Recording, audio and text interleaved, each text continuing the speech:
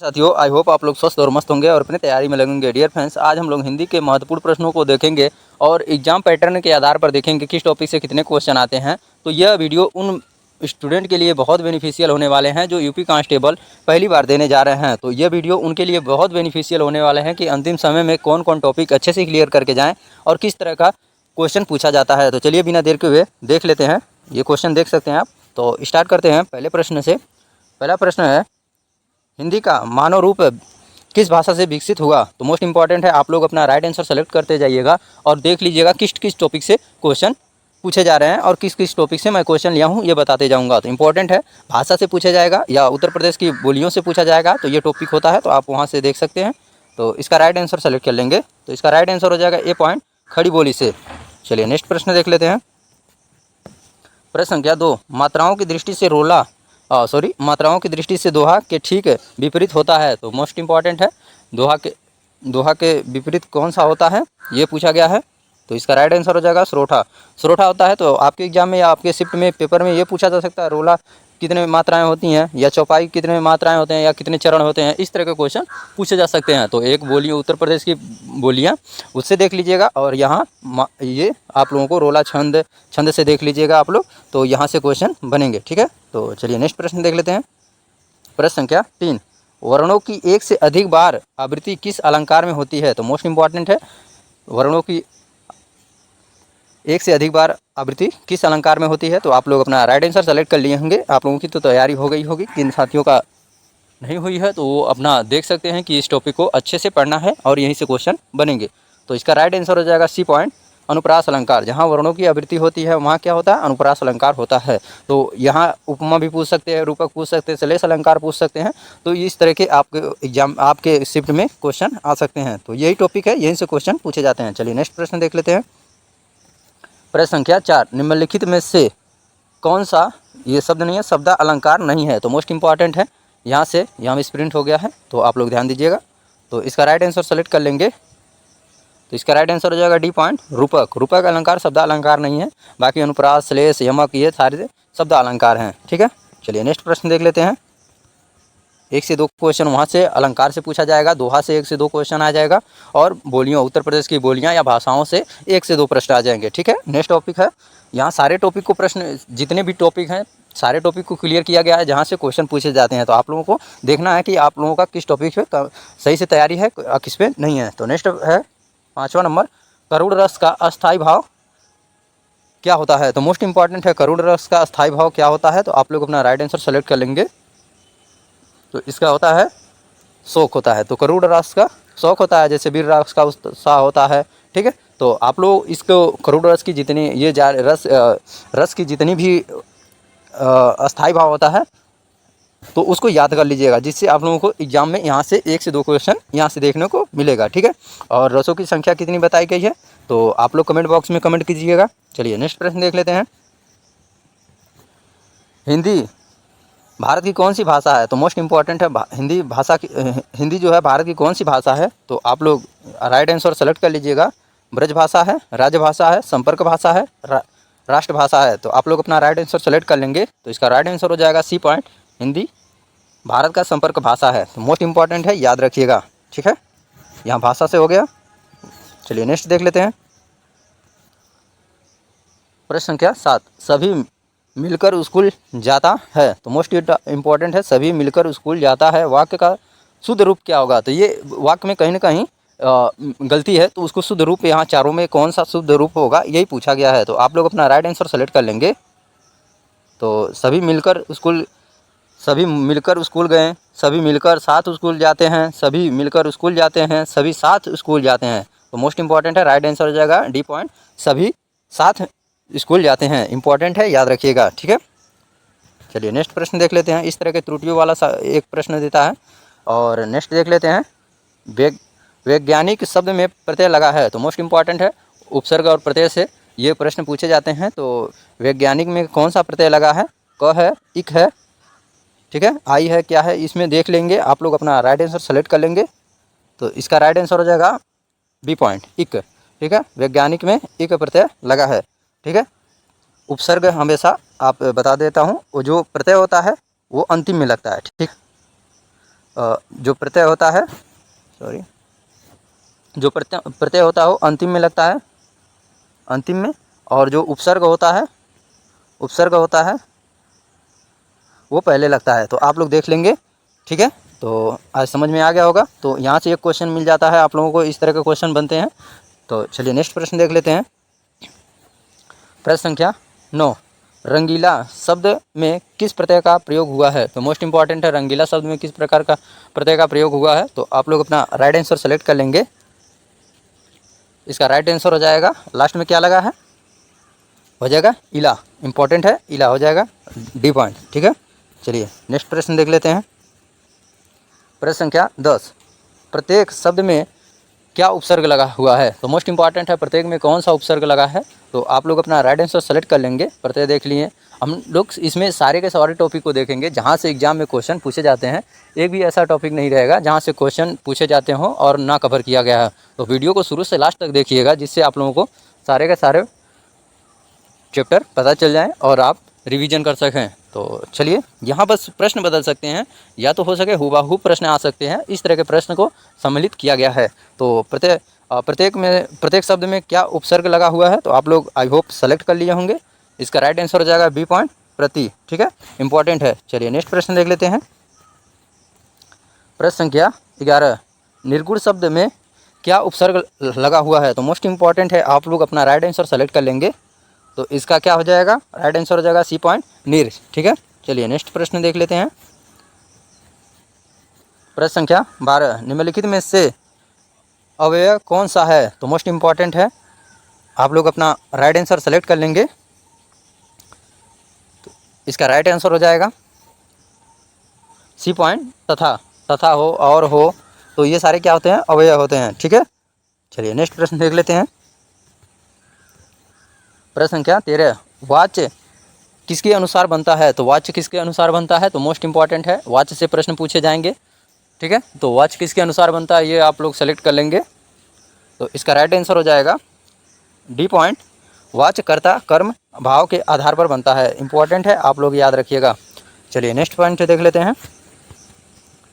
Next प्रश्न है, वाच्य के कितने प्रकार होते हैं? तो ऊपर आप लोगों को देख चुके होंगे कि कितने प्रकार होते हैं। आप लोग अपना राइट आंसर सेलेक्ट कर लेंगे, जिससे आप लोगों को भी एग्जाम में अच्छे स्कोर आ सकें। तो इसका राइट आंसर हो जाएगा बी पॉइंट, वाच्य 3 प्रकार के होते हैं। तो इंपॉर्टेंट है, तीनों प्रकार याद रखिएगा, जहाँ से आप लोगों को क्वेश्चन देखने को मिलेगा। चलिए नेक्स्ट प्रश्न देख लेते हैं। प्रश्न संख्या 15, व्याकरण में काल का क्या अर्थ है? तो मोस्ट इंपॉर्टेंट है, व्याकरण में काल का, यहाँ काल से पूछा जाता है। तो काल से 1-2 क्वेश्चन देखने को मिलता है, वो इंपॉर्टेंट होता है। तो आप लोग अपना राइट आंसर सेलेक्ट कर लेंगे। व्याकरण में काल का क्या अर्थ है? तो मोस्ट इंपॉर्टेंट है, ये पिछले 2018 में यूपी पुलिस में पूछा गया था, काल का मतलब क्या होता है। तो कितने साथी सही आंसर दे दिए होंगे। इसका राइट आंसर हो जाएगा बी पॉइंट, काल का मतलब होता है समय, इंपॉर्टेंट है। चलिए नेक्स्ट प्रश्न देख लेते हैं। प्रश्न संख्या 16, भूतकाल के कितने भेद होते हैं? तो मोस्ट इंपॉर्टेंट है, भूतकाल के, जैसे भूतकाल, वर्तमान काल, भविष्य काल होता है, तो उसमें भूतकाल के कितने भेद होते हैं ये पूछा गया है। तो मोस्ट इंपॉर्टेंट है, आप लोग अपना राइट आंसर सेलेक्ट कर लेंगे। तो इसका राइट आंसर हो जाएगा ए पॉइंट, 6 भेद होते हैं, भूतकाल के 6 भेद होते हैं, इंपॉर्टेंट है, याद रखिएगा। इसी तरह हर टॉपिक से इतने ही क्वेश्चन, ऐसे क्वेश्चन बनते हैं। और अगर आप ये टॉपिक सारे अच्छे से पढ़े होंगे तो आप लोगों को बहुत आसानी से हिंदी में अच्छे स्कोर कर सकेंगे, ठीक है। तो देख लेते हैं नेक्स्ट प्रश्न।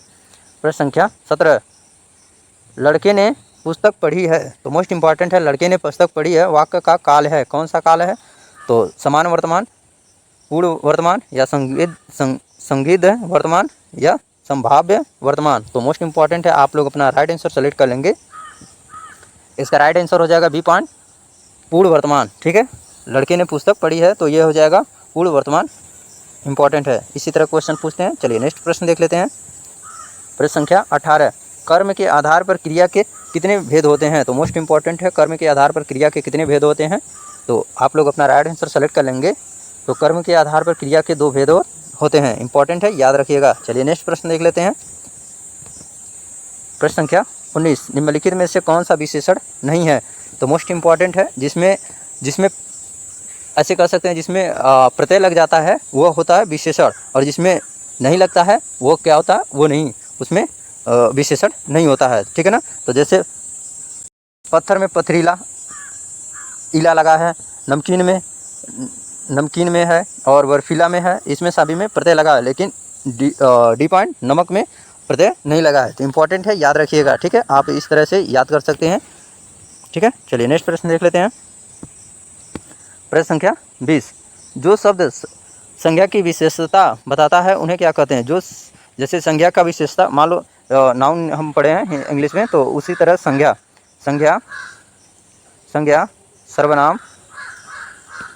सर्वनाम और क्रिया विशेषण। तो जो शब्द संज्ञा की विशेषता बताता है उसे क्या कहते हैं? सर्वनाम कहते हैं, ठीक है। और जो शब्द सर्वनाम का विशेषता बताता है उसे क्या कहते हैं? क्रिया विशेषण कहते हैं। तो मोस्ट इम्पॉर्टेंट है। जैसे आप देख सकते हो यहाँ, हम चलो इसको अगले वीडियो में बता देंगे, तो आप बस इसमें टॉपिक देख लीजिए किस तरह से कौन कौन टॉपिक से कहाँ से क्वेश्चन आएगा, ठीक है, जिससे आप लोगों को आइडिया आ जाए और अंतिम समय में अच्छे से आप पढ़ सके। तो इसमें राइट आंसर हो जाएगा बी पॉइंट विशेषण। चलिए नेक्स्ट प्रश्न देख लेते हैं। प्रश्न संख्या 21। अधिकरण कारक के चिन्ह हैं। तो मोस्ट इम्पॉर्टेंट है, कारक से सभी प्रश्न पूछे जाते हैं जो आपके एग्जाम के लिए बहुत इम्पॉर्टेंट है, ठीक है ना। तो आप लोग अपना राइट आंसर सेलेक्ट कर लेंगे अधिकरण, तो इसका राइट आंसर हो जाएगा डी पॉइंट में और पर, ठीक है। अधिकरण कारक के जो चिन्ह होते हैं में और पर होता है। चलिए नेक्स्ट प्रश्न देख लेते हैं। प्रश्न संख्या 22। उसने टेढ़ी चाल चली वाक्य में कौन सा कारक है? तो मोस्ट इम्पॉर्टेंट है, इस तरह आपको पूछा गया है कि उसने टेढ़ी चाल चली वाक्य में कौन सा कारक है। तो कारक से जो प्रश्न पूछे जाते हैं, तो कर्ता ने कर्म, आप लोग पढ़े होंगे कर्ता ने कर्म, ये सारे जो आते हैं, तो उसमें कर्ता पहला ही क्या होता है? कर्ता ने। तो कर्ता ने यहाँ आपको दिख रहा होगा उसने, तो यहाँ क्या हो जाएगा? इसका राइट आंसर क्या हो जाएगा? आप लोग अपने हिसाब से सेलेक्ट कर लीजिएगा। तो राइट आंसर हो जाएगा ये डी पॉइंट करता, ठीक है। इंपॉर्टेंट है। तो इस तरह के प्रश्न बनते हैं, ज़्यादा कोई ऐसा नहीं है कि बहुत डीप में बनता है क्वेश्चन। जो साथी पहली बार देना चाह रहे हैं एग्जाम, उनका एग्जाम है, तो उनके लिए ये वीडियो बहुत बेनिफिशियल होने वाला है, क्योंकि उनको आइडिया लग जाएगा किस तरह के प्रश्न पूछे जाते हैं और कहाँ से प्रश्न पूछे जाते हैं। चलिए नेक्स्ट प्रश्न देख लेते हैं। शिक्षक का बहुवचन होगा। तो मोस्ट इम्पॉर्टेंट है, शिक्षक का बहुवचन क्या होगा?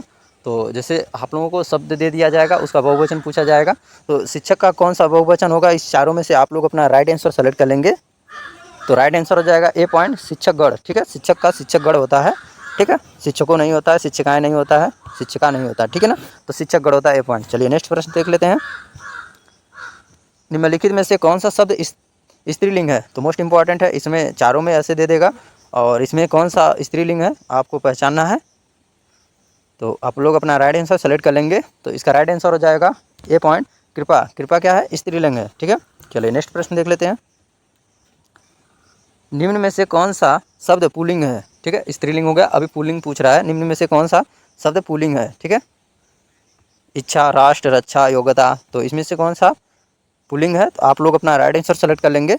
इसका राइट आंसर हो जाएगा बी पॉइंट राष्ट्र। राष्ट्र क्या है? शब्द पुल्लिंग है। चलिए नेक्स्ट प्रश्न देख लेते हैं।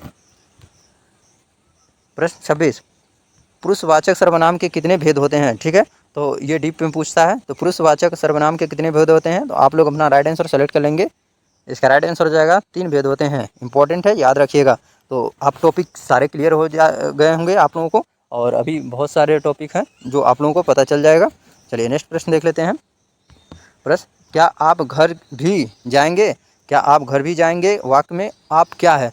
तो मोस्ट इम्पॉर्टेंट है, आप क्या है? तो आप लोग अपना राइट आंसर सेलेक्ट कर लेंगे। तो इसका राइट आंसर हो जाएगा क्या है? सर्वनाम है। ठीक है, इंपॉर्टेंट है। जैसे राम, किसी के नाम को संज्ञा कहते हैं। कोई अगर मान लीजिए नाम है, किसी के नाम को हम क्या कहेंगे? संज्ञा कहेंगे। और यह, वह,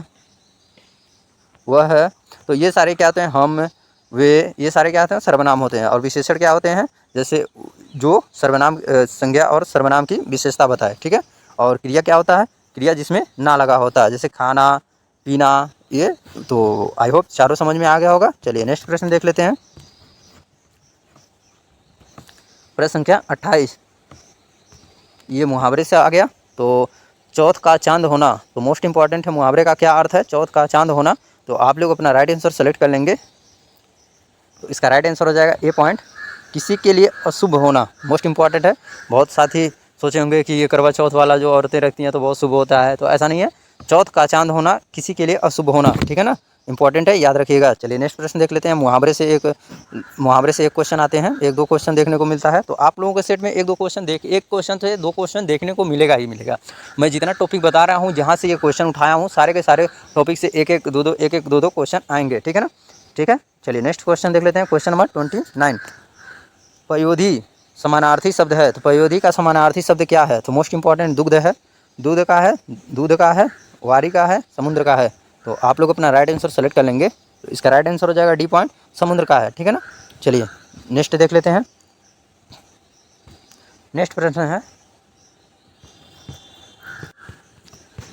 देख लेते हैं। किस अपने जीवन पर स्वयं लिखी कथा वाक्यांश के लिए एक शब्द होगा। तो मोस्ट इंपॉर्टेंट है, कोई अपने जीवन का कथा जो भी लिखा है, कहानी लिखा है अपने जीवन का, मैं ऐसे था, ऐसे ये वो, तो लिखने के बाद अगर वो स्वयं ही सुनाए तो उसको उस वाक्यांश के लिए एक शब्द क्या होगा, ये पूछा गया है। तो आप लोग अपना राइट आंसर सेलेक्ट कर लेंगे। तो इसका राइट आंसर हो जाएगा डी पॉइंट, आत्मकथा, ठीक है, इंपॉर्टेंट है, याद रखिएगा। चलिए नेक्स्ट प्रश्न देख लेते हैं। क्वेश्चन नंबर 31, अनल का पर्यायवाची क्या है? अनल का पर्यायवाची क्या है? तो पर्यायवाची से पूछा जाता है। तो आप लोग अपना राइट आंसर सेलेक्ट कर लेंगे। तो राइट आंसर हो जाएगा सी पॉइंट, अग्नि। अनल का क्या होता है? अग्नि होता है। चलिए नेक्स्ट प्रश्न देख लेते हैं। प्रश्न संख्या 32, आकाश का विलोम शब्द क्या होगा? तो मोस्ट इंपॉर्टेंट है, आकाश का विलोम शब्द क्या होगा? तो मोस्ट इंपॉर्टेंट है, पर्यायवाची हो गया, विलोम पूछ रहा है, तो आप लोग बताइएगा आकाश का विलोम शब्द क्या होगा। तो इसका राइट आंसर हो जाएगा बी पॉइंट, पाताल होगा, ठीक है, आकाश का पाताल। चलिए नेक्स्ट प्रश्न देख लेते हैं।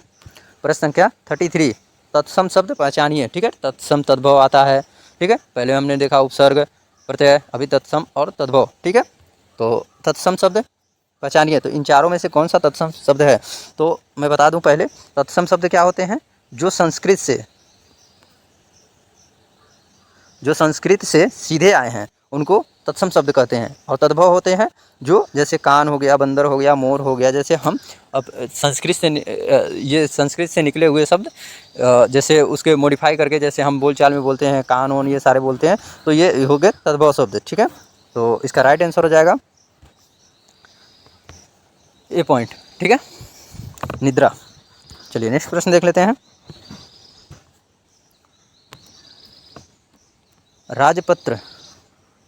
राजपत्र में कौन सा समास है? तो मोस्ट इंपॉर्टेंट है, राजपत्र नहीं है, ये मिसप्रिंट हो गया, राजपुत्र होगा, ठीक है। तो राजपुत्र में कौन सा समास है?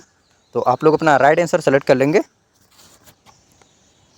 इसका राइट आंसर हो जाएगा डी पॉइंट, तत्पुरुष समास। तो इसका अगर हम समास विग्रह करेंगे तो ये होगा राजा का पुत्र, इंपॉर्टेंट है, राजा का पुत्र। तो काका की जहाँ से मतलब कारक चिन्ह आते हैं वहाँ अलग अलग कारक होते हैं। तो यहाँ तत्पुरुष समास यहाँ दिया है, तो तत्पुरुष समास होगा, ठीक है ना।